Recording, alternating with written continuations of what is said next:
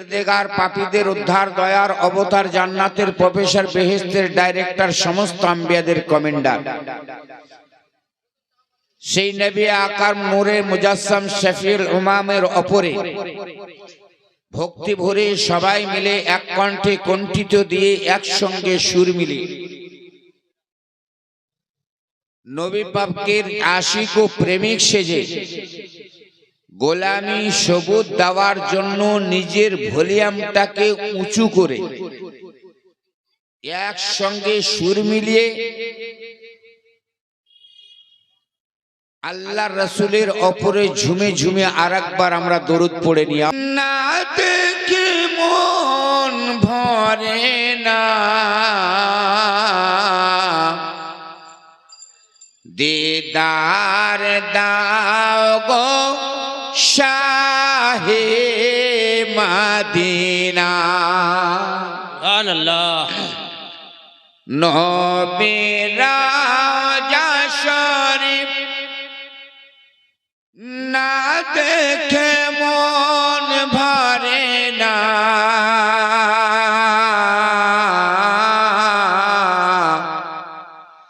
দিদার দাও গো শাহে মদিনা। হাত উঠে বলে ইয়া রাসূলুল্লাহ, ইয়া আল্লাহ, তোমার নবীর আশিক ও প্রেমিক সেজে যারাই পবিত্র মাহফিলে হাত উঠিয়ে দিয়েছে সেই নবী পাকের দিদারের একটা ওসিলা বানিয়ে দিও। জোরে বলো আল্লাহুম্মা আমিন। নবীর রওজা শরীফ না দেখে মন ভরে না, দিদার দাও গো শাহে মদিনা, দিদার দাও গো শাহে মদিনা। জোরে বলো। যদি কেউ স্বপ্ন যুগে আমার বিশ্ব নবী দিদার নসিব হয়ে যায়, সে যদি আমার নবী পাক সাহেবে লাউলাককে দেখতে পায়, স্বপ্ন তো স্বপ্ন, খৌফ তো খৌফ, সে রাসূলুল্লাহকে স্বয়ং দিদার করে নিল এবং জান্নাতি হয়ে গেল। জোরে বলো। এই জন্য তো কবি বলছে কি, ভাই বসে যান, একটু দাঁড়িয়ে থেকে রোডের মধ্যে একটু বসে যান, পরিবেশটা আরো ভালো লাগবে। সোনার আমার নবীর রওজা শরীফ না দেখে মন ভরে না, দিদার দাও গো শাহে মদিনা, দিদার দাও গো শাহে মদিনা।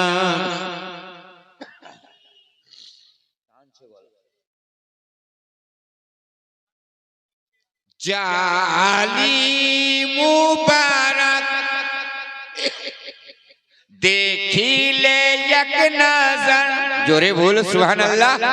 আরে যারা মাচালকে বলো সুবহানাল্লাহ। জালি মুবারক দেখিলে এক নজর, নূরেতে ঝলমল করবে ভিতর। আল্লাহর নবীর দিদার তো দিদার। কোন ব্যক্তি যদি আল্লাহ রাসূলের জিয়ারত উদ্দেশ্যে মদিনাতুল মুনাওয়ারাতে হাজরি দিয়ে দেয়, যদি একবার কদম রেখে দেয়, তো স্বয়ং আমার রাসূল বলছেন, মান যারা কবরি ওয়াজাবাত লাহু শাফাআতি, যে আমার রওজাকে একবার জিয়ারত করে নিল, দর্শন করে নিল, কাল মাহশরের ময়দানে আমি রাসূলের শাফাআত করা তার প্রতি ওয়াজিব দাঁড়িয়ে গেল। জোরে বলো। মোহাব্বতে হবে না? যিনি হলেন পাপীদের উদ্ধার দয়ার অবতার, তাই কবি কি বলছে শুনুন, সেই নবীর রওজা মুবারক জালি মুবারকের যদি কেউ একবার চুম্মা দিয়ে দেয় তো তারও জন্য শাফাত করা আমার রাসূল ওয়াজিব ঘোষণা করেছেন। কারণ রাসূলের রওজা তো রওজা, যে রাসূলের রওজার সঙ্গে জালি টাচ হয়ে আছে, সম্পর্ক বেঁধে আছে, লেগে গিয়েছে, এর রাসূলের ওই রকম ভাবে এটা অন্য কোন জায়গার জালি নয়, অন্য কোন রওজার গ্রিল নয়, সেটা আমার স্বয়ং নবী মুস্তাফার রওজার জালি। হে মুসলমান, কোরআনের সঙ্গে যখন জুজদানের সম্পর্ক হয়ে যায়, কোরআনের সঙ্গে যখন এই রকম গিলাফের সম্পর্ক হয়ে যায়, তখন ওই কোরআনের এমনকি গিলাফের ওই কোরআনের জুজদানের সম্মানটা আল্লাহ বাড়িয়ে দেয়। রাসূলের রওজাতে যে জালি লেগে গেছে তারও সম্মান আমার আল্লাহ বাড়িয়ে দিয়েছে। জোরে বলো। এই জন্য কবি বলছে কি শুনুন, জালি মুবারক দেখিলে এক নজর নোরেতে ঝলমল করবে ভিতর, জালি মুবারক দেখিলে এক নজর নোরেতে ঝলমল করবে ভিতর, অগর ফুরাহিম অগর ফুরাহিম কাছে ডাক দাও না, দিদার দাও গো শাহে মদিনা, দিদার দাও গো শাহে মদিনা, নবে রওজা শরীফ না দেখে মন ভরে না, দিদার দাও গো শাহে মদিনা। পৃথিবীর যতখানে আমরা গিয়েছি কম বেশি দুঃখ তো পেয়েছি, পৃথিবীর যতখানে আমরা গিয়েছি কম বেশ দুঃখ তো পেয়েছি, রওজাতে গেলে রওজাতে গেলে তার দুঃখ থাকে না, দিদার দাও গো শাহে মদিনা, দিদার দাও গো শাহে মদিনা, নবে রওজা শরীফ না দেখে মন ভরে না, দিদার দাও গো শাহে মদিনা, দিদার দাও গো শাহে মদিনা। আল্লাহুম্মা সাল্লি আলা। এ ভাই বসেন বসেন না ভাইরা, শোনা আমার এখানে বসেন, একটু দয়া পূর্বক অনুগ্রহ করে বলছি, অনুরোধ করে। মাওলানা আল্লাহুম্মা সাল্লি আলা সাইয়্যিদিনা মাওলানা মুহাম্মাদ ওয়া আলা মাওলানা মুহাম্মদ। এই জওয়ান যুবকেরা, সোনা মানিকেরা, আল্লাহর অটুট সংবিধান যার নাম হলো পবিত্র কোরআন, এই কোরআনে পাক থেকে এক টুকরো আয়াতে কারিমা তেলাওয়াত করেছি। আব্বাজান সোনা মানিকেরা ও জওয়ান যুবকেরা একটু কর্ণপাত করে শোনো। সেই আয়াতের মানে মতলব জানাবার আগে একটু চিন্তা করতে হবে। আমার আল্লাহ তাবারাক ওয়া তাআলা আপনাকে আমাকে অর্থাৎ জিন ও ইনসানকে তৈরি করে পৃথিবীর সমগ্র পৃথিবীর মধ্যে আমার আল্লাহ পাক আমাদেরকে পাঠিয়েছেন। ওই রকম ভাবে আল্লাহর পবিত্র কোরআনে আল্লাহ ঘোষণা করেও বলেছেন, ওয়া খালাকুল জিন্না ওয়াল ইনসা ইল্লা লিয়াবুদুন। আমি জিন ও ইনসানকে সৃষ্টি করেছি, তার মূলত কারণ হলো এটাই, যেন তারা একমাত্র আমার ইবাদত বন্দেগী করে, আমার একমাত্র হামদ ও সানা করে। ওরে জওয়ান যুবকেরা, তাই আমি বলতে চলেছি রে বাবা, আমার আল্লাহ পাক জিন ও ইনসানকে যে সৃষ্টি করলেন, আমরা পৃথিবী জগতে এসে আল্লাহর আদেশকে কবুল করে মেনে নিয়ে হয়তো আমরা নামাজ পড়ি গো বাবা, রোজা রাখি গো বাবা, হজ করি, যাকাত দিই, পিতা মাতার সেবা শুশ্রূষ করি, ওই রকম ভাবে হারাম থেকে দূরে থাকি, চুগলি ও গীবত থেকে দূরে থাকি, আল্লাহর আদেশ মোতাবেক চলি। মূলত কারণ হলো এটাই, আল্লাহ যেন আমার নামাজে রাজি হয়ে যায়, আল্লাহ পাক যেন আমার রোজাতে রাজি হয়ে যায়, আল্লাহ পাক যেন আমার হজ যাকাতে রাজি হয়ে যায়, আমার আল্লাহ সমস্ত ইবাদতে যেন আল্লাহ খুশি হয়ে যায়। ওরে জওয়ান যুবকেরা, কিন্তু একটাই চিন্তা করতে হবে, সমস্ত মানুষেরা একমাত্র আল্লাহর উপাসনায় ও ইবাদতে এই উদ্দেশ্যে করে যাহাতে আল্লাহ পাক রাজি হয়ে যায়। ওরে জওয়ান যুবকেরা, সোনা মানিকেরা, তাই আমার আল্লাহ কি বলতে চান, আমার মুস্তাফাকে আমাকে রাজি করার জন্য তোমরা নামাজ পড়ো, রোজা রাখো, হজ ও যাকাত দাও, আরো ইবাদত বন্দেগী করো, শুধু একমাত্র আল্লাহকে রাজি করার উদ্দেশ্যে। কিন্তু আমি খোদা চাই আগে যেন আমার মুস্তাফা রাজি হয়ে যায়। জোরে বলো, মাচালকে বলো। এই জন্য হুজুর আলা হযরত আজিমুল বরকত মুজাদ্দিদে দ্বীন ও মিল্লাত ইমামে আহলে সুন্নাত ফাজলে বেরেলভী রহমতুল্লাহ আলাইহি ইরশাদ করে বলেন, खुदा की रजा चाहते हैं तो आलम, जोर से बोलो, अरे मचल के बोलो, खुदा की रजा चाहते हैं तो आलम, और खुदा चाहता है, और खुदा चाहता है रज़ाए मुहम्मद। সমগ্র পৃথিবী আল্লাহর সন্তুষ্টি চাই, কিন্তু স্বয়ং আল্লাহ আমার মুস্তাফার সন্তুষ্টি চাই। জোরে বলো সুবহানাল্লাহ। শুধু তাই নাই মুসলমান, তাই আমি বলতে চলেছি বাবা, আমরা ইবাদত বন্দেগী করি, হামদ ও সানা করি,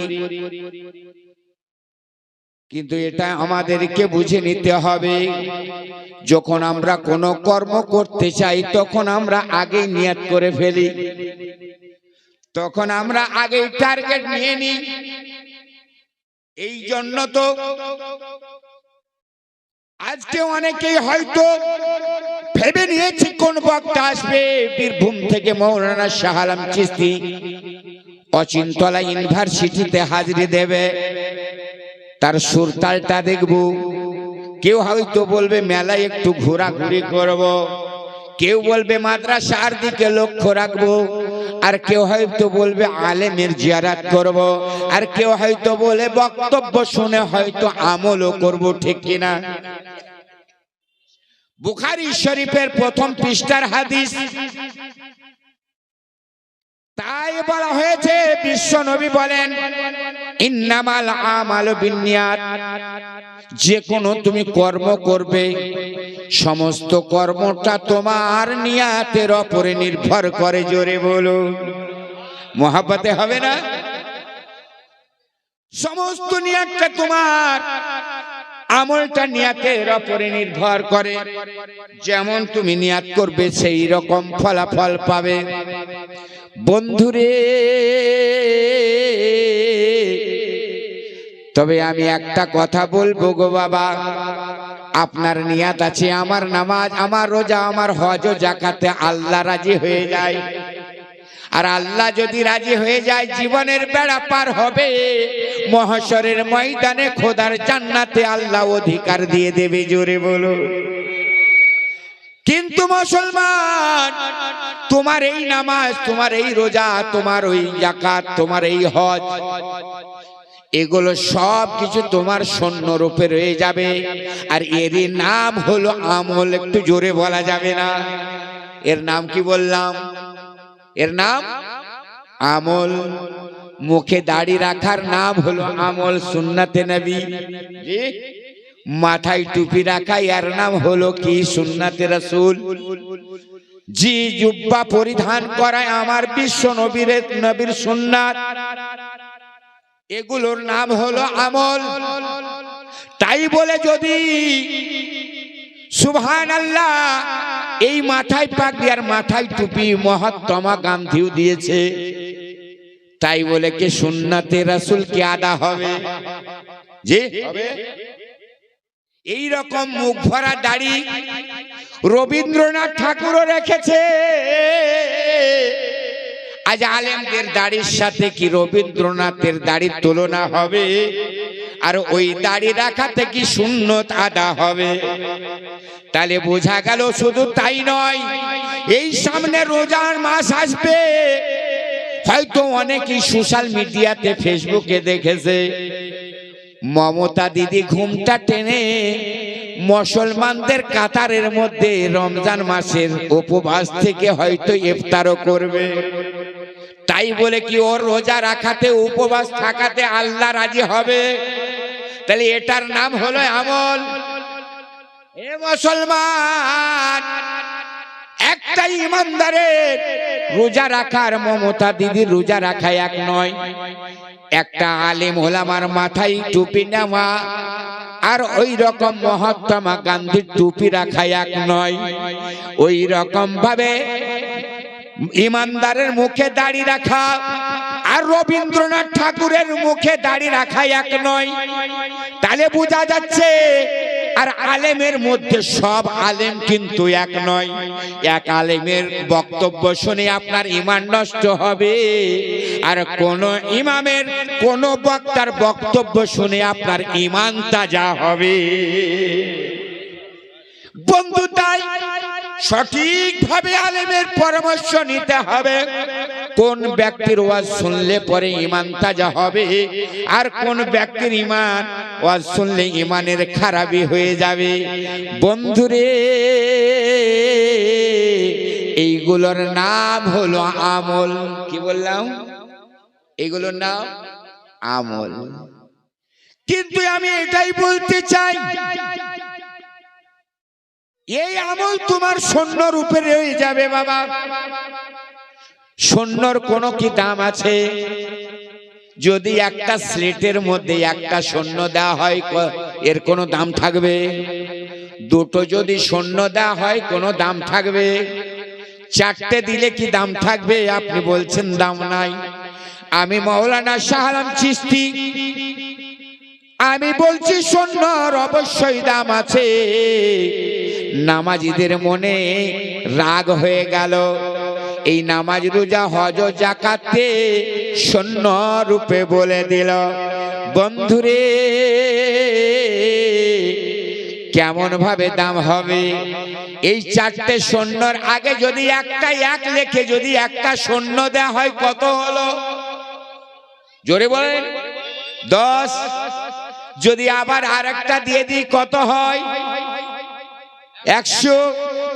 যদি চারটে দিয়ে দিই তো 10,000। আপনি বলছিলেন শূন্যর কোনো দাম নাই।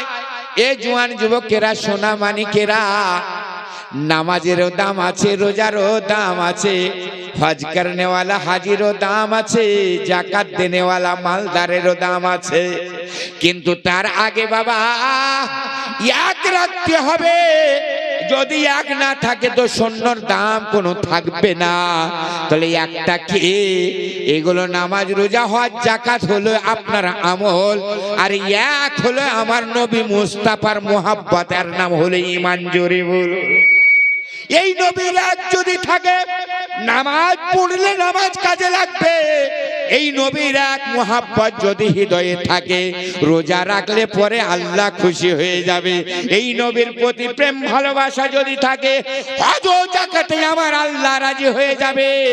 আর এই নবীর প্রেম ভক্তি ভালোবাসা ঈমান যদি আপনার না থাকে, ওই আমল কাজে লাগবে না, রোজা কাজে লাগবে না, নামাজ কাজে লাগবে না, হজ ও জাকাত কাজে লাগবে না, আপনার কোনো ইবাদত আল্লাহর বারগাহে পৌঁছাবে না। হে মুসলমান, এই ইবাদতে পৌঁছাতে গেলে আগে আমার মুস্তাফার মোহাব্বতটা হৃদয়ের মধ্যেই রাখতে হবে। জোরে বলো, একটু জোরে হবে না? একটু মোহাব্বত হবে না? হাত উঠে বলেন ইয়া রাসূলুল্লাহ, তামাম বলে ইয়া রাসূলুল্লাহ। ইয়া আল্লাহ, এই হাতগুলোকে তুমি কবুল করে নাও। এই জন্য তো কবি কি বলছে শুনুন, দয়ার নবী মায়ার নবী গো, আপনি নবী আমার জীবনের জীবন। দয়ার নবী নূরের নবী গো, আপনি নবী আমার জীবনের জীবন। একটু জোরে হবে না? দয়ার নবী মায়ার নবী গো, আপনি নবী আমার জীবনের জীবন। ওরে আপনি নবী আমার জীবন সাথী, অন্ধকার কবরের বাতি। জোরে বলো, ওগো আপনি নবী আমার জীবন সাথী, অন্ধকার কবরের বাতি। আপনি নবী আমার দিন দুনিয়ার ধন। দয়ার নবী মায়ার নবী গো, আপনি নবী আমার জীবনের জীবন। আর দেখে আপনার মজেজা, ভাগ্যবতী মা খাদিজা। জোরে বলো। ওরে দেখে আপনার মজেজা, ভাগ্যবতী মা খাদিজা, সুপে দিল জানো জীবন। ওগো দেখে আপনার মজেজা, ভাগ্যবতী মা খাদিজা, সুপে দিল জানো জীবন। দয়ার নবী মায়ার নবী গো, আপনি নবী আমার জীবনের জীবন। একটু জোরে হবে না? আর একটু মোহাব্বতে। ওরে হাবসি দেশের আশিকে বেলাল, নবীর প্রেমে হইল উত্তাল। ওগো হাবসি দেশের আশিকে বেলাল, নবীর প্রেমে হইল তাল, কতই কষ্ট সহিল উমাইয়ার জ্বালাতন। দয়ার নবী মায়ার নবী গো, আপনি নবী আমার জীবনের জীবন। দয়ার নবী মায়ার নবী গো, আপনি নবী আমার জীবনের জীবন। হাত উঠে বলে ইয়া রাসূলুল্লাহ। এ জওয়ান যুবকেরা, সোনা মানিকেরা, তাই আমি বলতে চলেছিলাম বাবা, এই আমলের আগে ঈমানটাই আপনার মজবুতি করতে হবে রে বাবা। এই নামাজ রোজা হজ যাকাত কেমন রূপে, আর একটু কথা বলে জানাই রে বাবা। এ সোনা মানিকেরা, এখন হয়তো বর্তমানে মাঘ মাস চলছে, এরপরে হয়তো বাংলা ফাল্গুন মাস হবে। তাই পদ্মর মধ্যে মহাজ্ঞানী গুণীরা লিখেছিল কি, ফাল্গুনে বিকশিত কাঞ্চন ফুল, ডালে ডালে পঞ্জিত আম্র মুকুল, চঞ্চল মৌমাছি গঞ্জরি গায়, বেনবনে মর্মরে দক্ষিণ বাই। হে জওয়ান যুবকেরা, তাই মাঘ ফাল্গুন মাসের মধ্যে দেখা যায় ওই রকম বৃক্ষের মধ্যে, গাছের মধ্যে ফুল আসে, অর্থাৎ মুকুল আসে। মুকুল আসার পরে আম বাগান আপনার মালদা ডিস্ট্রিক্টে বিক্রয় হয়, ঠিকায় করে নেয়। এক সময় মুকুল দেখে দাম হয়, আবার একবার আম দেখে দাম হয়ে যায়। কিন্তু আমি বলতে চাই রে ভাই, আগে ফুল তারপরে ফল, ঠিক কিনা? হ্যাঁ, এই ফুল, ফুলের পরে ফল। আমি একটা কথা বলে জানাই, এই আম গাছে, জাম গাছে, কাঁঠাল গাছে আপনার ফুল এসেছে, যদি ফুলটাকে ভেঙে দেওয়া হয়, আপনি এক কথায় বলেন ওই গাছটা মারা যাবে না বেঁচে থাকবে? বেঁচে থাকবে। যদি সুবহানাল্লাহ আম ধরে গেছে, আমটাকে যদি পেড়ে নেওয়া হয় তো গাছটা মারা যাবে না বেঁচে থাকবে? আরে জোরে বলে, বেঁচে থাকবে। একটা গাছের যদি একটা টহনি ডালকে কেটে নেওয়া হয়, বলেন ঠিক করে ভাই, গাছটা মারা যাবে না বেঁচে থাকবে? বেঁচে থাকবে। কিন্তু এই জওয়ান যুবকেরা, সোনা মানিকেরা, আমি এক কথাই বলবো বাবা, ওই বৃক্ষের মধ্যে ফুল ধরে গেছে, ফলও ধরে গেল, গাছের শাখা প্রশাখা ডাল টেহনিও লেগে আছে, কিন্তু গাছের যদি শেকড় জড়টাকে কেটে দেয়া হয়, বলেন তো গাছটা মারা যাবে না বেঁচে থাকবে? মারা যাবে। হে জওয়ান যুবকেরা, একটু বুঝার চেষ্টা করে নাও। নামাজ পড়েছো, রোজা রেখেছো, হজ যাকাত দিয়ে দিয়েছো, ওই মাথা মোটা মৌলবীর মতো যদি নবীকে নিজের মতো ভাবো, তোমার সব কিছু বেকার হয়ে যাবে। নামাজ কবুল হবে না, রোজা কবুল হবে না, হজ যাকাত কবুল হবে না। বাইতুল্লাহ কাবা ঘরে চৌখাটে যদি মাথাটাকে ঠুকে ঠুকে কালো কয়লার মতো বানিয়ে দাও, ওই ইবাদতে আমার আল্লাহ রাজি হবে না। কারণ বলা হয়েছে, নো আদার হেও, কয়লাকে যেমন দুধে ডুবালে আর ময়লা যায় না, শুধু সেজদা রুকু নামাজ রোজা করলে পরে আল্লাহ রাজি হয় না। জোরে বলো সুবহানাল্লাহ।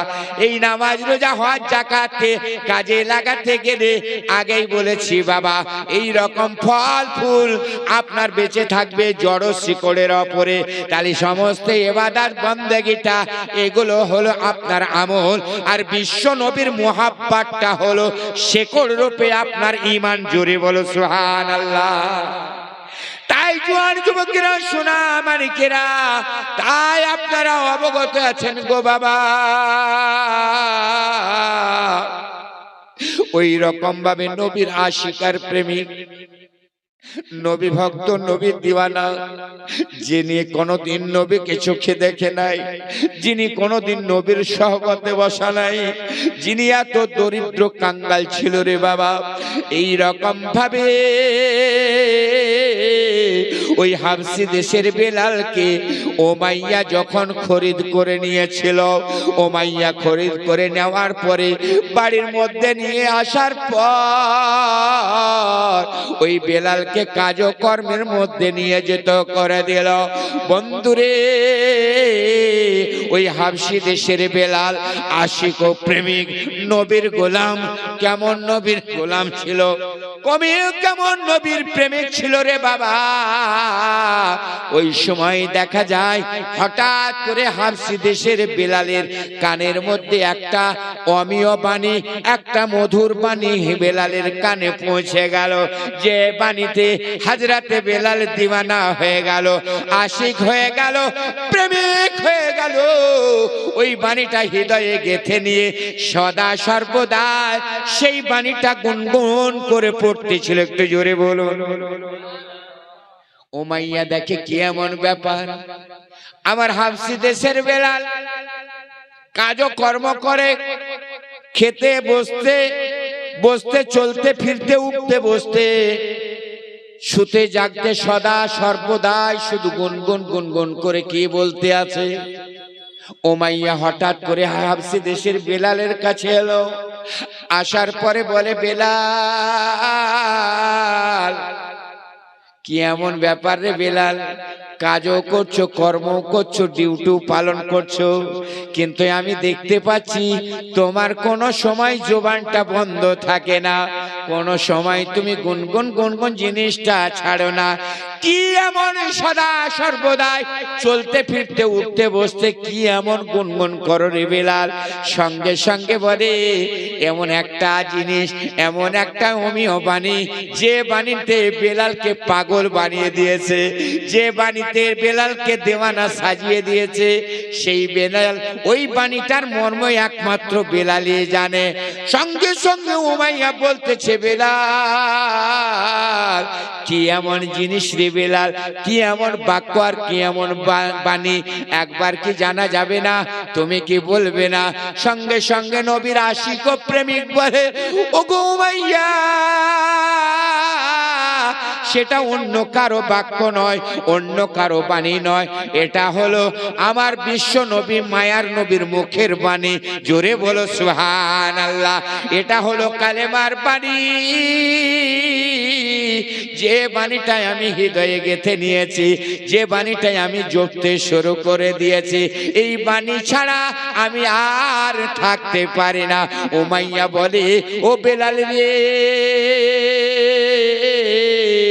এটা তো তোমার জানা আছে, বোঝা আছে, তুমি আমার খরিদ্দার গোলাম ছিলে, তুমি আমার খরিদ্দার গোলাম, আমার কথা মোতাবেক চলতে হবে, উঠতে হবে, বসতে হবে।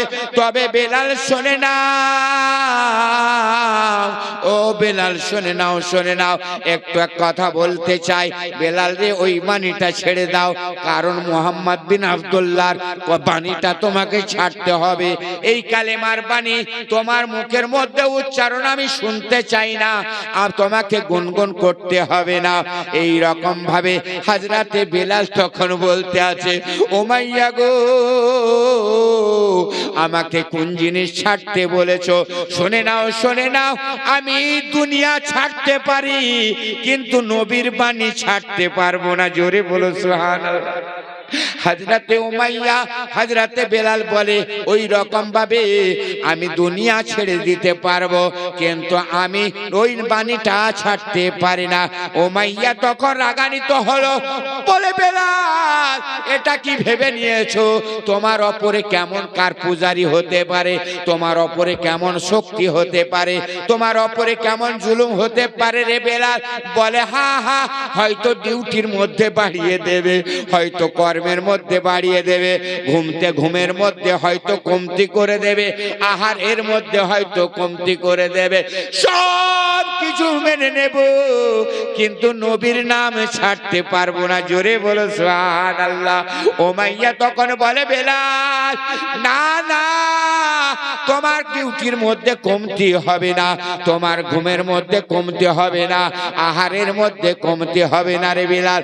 সব চাইতে এমনকি গ্রীষ্মকালে পুকুর রোদে তাপে যেমন মরুভূমির বালিগুলো গরম হয়ে যায়, যে বালির মধ্যে মা বোনেরা ফ্যাক্টরির মধ্যে চাল দিয়ে মুড়ি তৈরি করে থাকে, ওই রকম ভাবে মরুভূমির গরম বালিতে তোমাকে শুয়ে দেওয়া হবে, হাত পা খানা বেঁধে দিয়ে।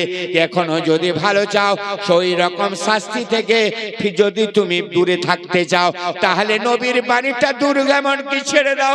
বেলাল বলে, উমাইয়া,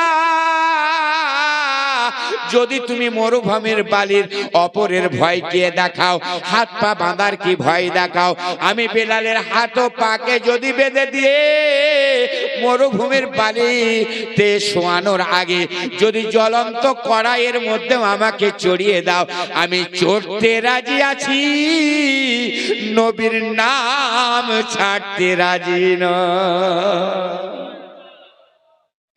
এই কথা যখন বলেছে, কট্টর উত্তর পাওয়ার পরে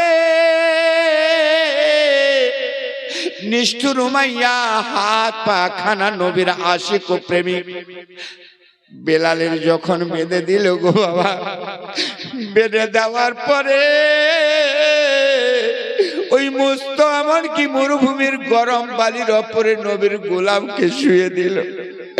যখন শুয়ে দেওয়া হয়েছে, ওই মরুভূমির গরম বালি যখন বেলালের নুরানি শরীরের মধ্যে লেগে গেল, শরীরখানা বাবা পানি নিয়ে সমস্ত ফুলে ফেপে গেল। যখন ফুলে যায়, উমাইয়া বলে, বেলাল রে, ওই রুটির মতো তোমার শরীরটাতে পানি নিয়ে ফুলে গেছে, এখনো যদি ভালো চাও নবীর কালমাটা ছেড়ে দাও, তোমার হাত পা খুলে দেওয়া হবে।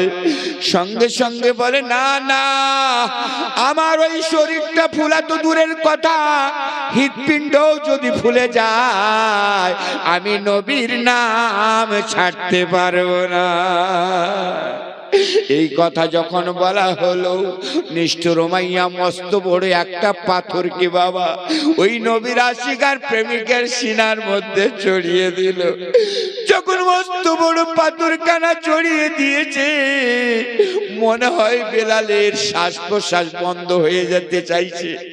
এই রকম ভাবে বেলাল আর শ্বাস প্রশ্বাস নিতে পারে না, এত কষ্ট হয়ে যায়। বলে সেই রকম ভাবে আবার চাবুক মারতে শুরু করে দিল, কোড়া মারতে শুরু করে দিল।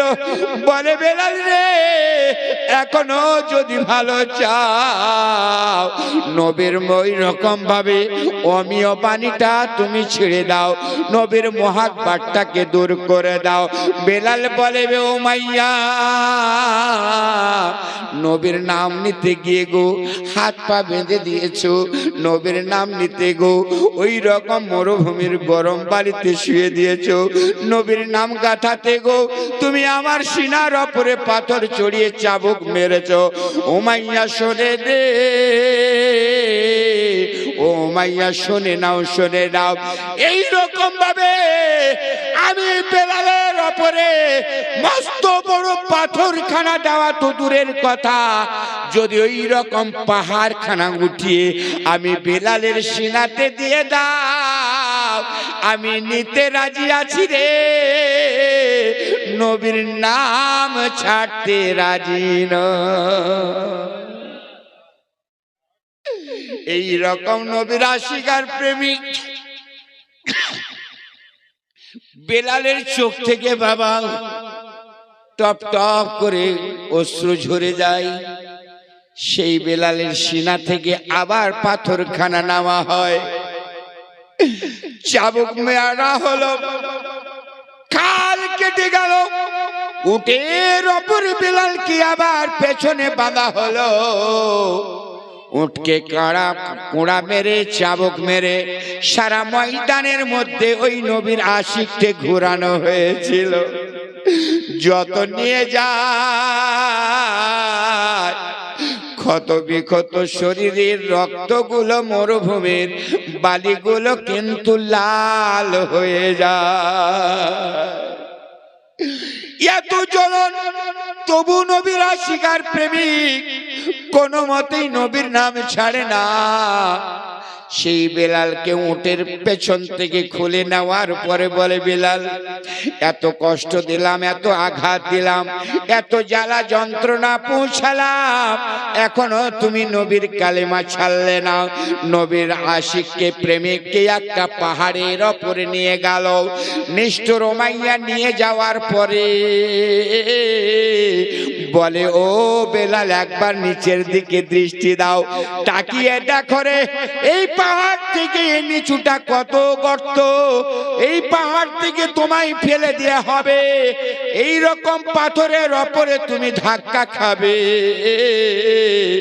আর ধাক্কা খেতে খেতে ডানের হাড্ডি তোমার হয়তো বামে যাবে, বামের হাড্ডি ধাক্কা লেগে ডানে হবে, তোমার শরীরের মধ্যে কত ক্ষত বিক্ষত হয়ে যাবে। বেলাল রে,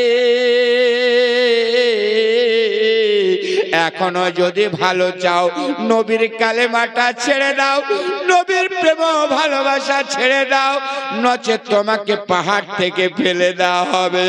নবীর আশিকার প্রেমিক ওই বেলাল বলে, উমাইয়া, শুনে নাও, শুনে নাও, আমাকে পাহাড় থেকে নিচের কি ভয় দেখাও, নিচের কি খব দেখাও, আজকে পাহাড়ে নিয়ে এসেছো। আমি বেলাল বলি, পাহাড়ে না নিয়ে এসে যদি আসমানের বালান্দিতে আমি বিলালকে নিয়ে যেতে, আর পাহাড় থেকে যদি ছেড়ে দিতে গো, আমি আসমান থেকে পড়তে রাজি, নবীর কালেমা ছাড়তে রাজি নয়। একটু জোরে হবে না? এই রকম নিষ্ঠুর উমাইয়া নবীর আশিরাক প্রেমিককে বাবা এমনকি আকাশের পাহাড়ের চৌকি থেকে ফেলে দিল। কতই ধাক্কা খেতে খেতে নবীর আশিক বেহুশ হয়ে জমিনে পড়ে গেল গো। উমাইয়া ভেবে নাই, ভেবে নাই এবার হয়তো বেলাল আর দুনিয়াতে বেঁচে নাই, এমনকি দুনিয়া থেকে বেলাল বিদায় হয়ে গেছে। উমাইয়া পাহাড় থেকে নেমে আসার পরে আশিকের এমনকি নবী প্রেমিক নবীর গোলামের পাশে দেখলো ওই রকম খরিদ্দার বেলাল বেঁচে আছে না জেগে আছে, দেখছে তো বেহুশ হয়ে পড়ে আছে। কিছুক্ষণের পরে ওই বেলাল যখন চোখ দুটো খুলে দিল, হোটের মধ্যে হোঁশে ফিরে এলো, সঙ্গে সঙ্গে জবানের মধ্যে আল্লাহর নবীর কালেমার বাণী জপতেছিল।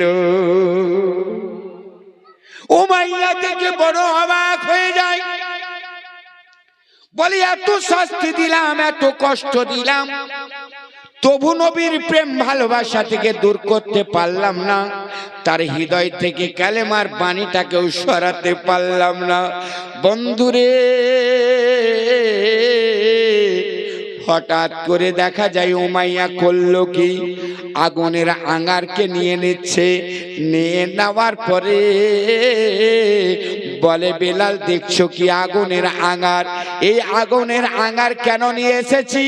তুমি যে মোহাব্বতে চেয়ে প্রেমে ভালোবাসা নিয়ে দুই হাতটা নড়িয়ে নড়িয়ে তুমি কলেমা জপো, নবীর নাম জপতে আছো, কিন্তু এই রকম ভাবে যখন তোমার দুই আগুনের আঙ্গারে তোমার নিচের হোঁট অপরকার হোঁটটা জ্বলে যাবে, জিভা যখন জ্বলে যাবে, কেমন ভাবে তুমি উচ্চারণ করবে, কেমন ভাবে নবীর নাম জপবে রে বেলাল? এই আগুনের আঙ্গার তোমার মুখের মধ্যে দিয়ে দেওয়া হবে। সঙ্গে সঙ্গে বেলাল বলেছিল, এই আগুনের আঙ্গারে সে আমার হোঁট পুড়াতে পারে, জিভা পুড়াতে পারে, লোট হোঁট পুড়াতে পারে রে উমাইয়া, কিন্তু আমার নবীর প্রেম ভালোবাসা মোহাব্বতটা হৃদয় থেকে পোড়াবার তোমার ক্ষমতা নাই। জোরে বলো সুবহানাল্লাহ। এই মতো অবস্থায় নিষ্ঠুর উমাইয়া আগুনের আঙ্গারকে নিয়ে নিল আর বেলালের জুবানের মধ্যে দিয়ে দিল। আশিকার প্রেমিক হাবশি দেশের বেলাল নবীর গোলামের অপরার নিচে কার হোঁটটা বাবা জ্বলে গেল। ক্ষত বিক্ষত শরীর নিয়েছে আর নিচে কার হোট অপর কার হোটটাও জ্বলে গেছে। বলে ও উমাইয়া বলে বেলাল রে এবার কেমন ভাবে তুমি জ্বলবে? হোট জ্বলে গেল, জিবা জ্বলে গেল, তবু হযরতে বেলাল নবীর কালেমা ছাড়লো না। না ছাড়ার পরে বেলাল তখন বলতে লাগে উমাইয়া রে শুনে নাও, আমাকে মরুভূমির মধ্যে কষ্ট দিতে পারো, সিনার মধ্যে তুমি মস্ত বড় পাথরও দিতে পারো, চাবুকের আঘাতে তুমি আমাকে মারতে পারো রে, উটের পেছনে বেঁধে দিয়ে সারা ময়দানটা ঘোরাতে পারো, পাহাড়ের ওপর থেকে তুমি আমায় ফেলে দিতে পারো, আগুনের আঙার নিয়ে আমার জিহ্বা পুড়াতে পারো, কিন্তু আমার ঈমান পুড়াবার তোমার ক্ষমতা নাই। আর আমি বিলাল কোনো ভয় পাই না। তখন এই বিলালের অবস্থা দেখে বন্ধুরে আমার কবি কি বলছে শুনুন। আসো যতই তুফান আমি তো ভয় করি না। জোরে হবে না? একবার মোহাব্বতে হবে না? আসো যতই তুফান আমি তো ভয় করি না, আমার হৃদয়ে কাবা, জোরে বলো, আমার হৃদয়ে কাবা, নয়নে মদিনা। জোরে বলেন। যারা আল্লাহ আল্লাহ রসুলের প্রেমে মুগ্ধ হয়ে গেছে তারা অ্যাটম বোমের কি ভয় পাবে? বম পিস্তলের ভয় পাবে? জান থাক আর না থাক এরা কিছুই পরোয়া করে না।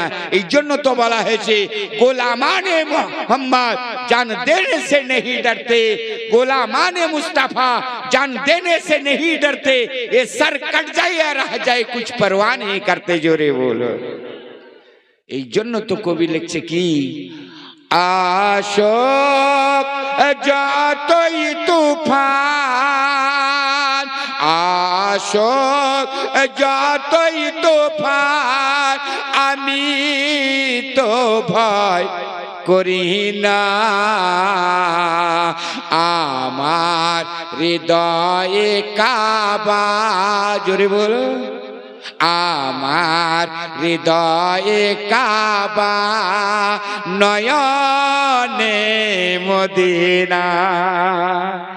পাঞ্জাতনের পাঁচ পাতা হবে আমাদের ছাতা, পাঞ্জাতনের পাঁচ পাতা হবে আমাদের ছাতা, আগে রবে ফাতেমা,